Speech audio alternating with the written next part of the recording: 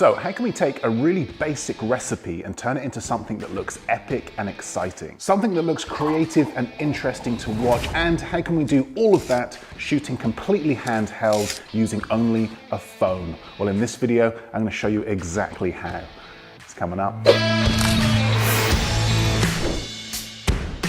Hey everyone, Steve here from Learn Online Video, and today I'm in the kitchen of this old converted barn where I'm going to be showing you how to shoot an epic B-roll style recipe video using your phone. I'm going to be giving you tips on camera movement, framing, composition, lighting, and much more so that you can take all of these techniques and apply them to your own films and videos. A big thank you to the sponsor of today's video, Storyblocks. Find out later in this episode how I'll be using Storyblocks to edit all of this footage together.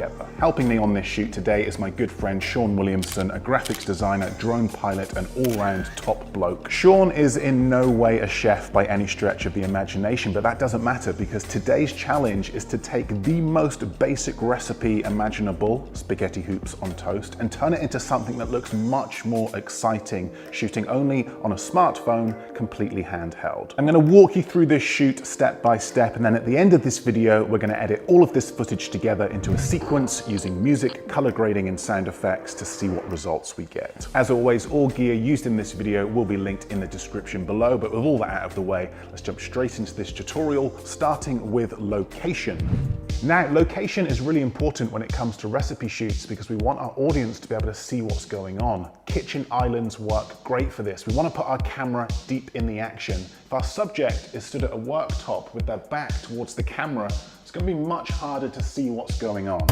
But if a worktop is all you have, then just use that. Shoot from the side and get your camera as close to the action as possible. Okay, moving on, let's talk about lighting. Now, there are a couple of ways you can do this. You could just use what you have. If your kitchen has an abundance of natural light, then make the most of it. If you're happy with the look of the lighting in your kitchen, then just use that. But bear in mind that generally speaking, phones don't perform well in low light situations. So I'm going to use this big softbox to create a nice, soft, diffuse light source that I can control. And since I'm lighting this scene, then I may as well go all in. So I'm going to be using these Pavo tube lights to light the background of my video. I went for red and blue to create a more contrast look. Okay, let's start shooting. Shoot in slow motion. I find shooting at either 60 or 120 frames per second works great for this because you're able to slow your footage down in the edit. Take this opening shot, for example. I want to start this sequence by grabbing my audience's attention. So before Sean opens the tin, I've asked him to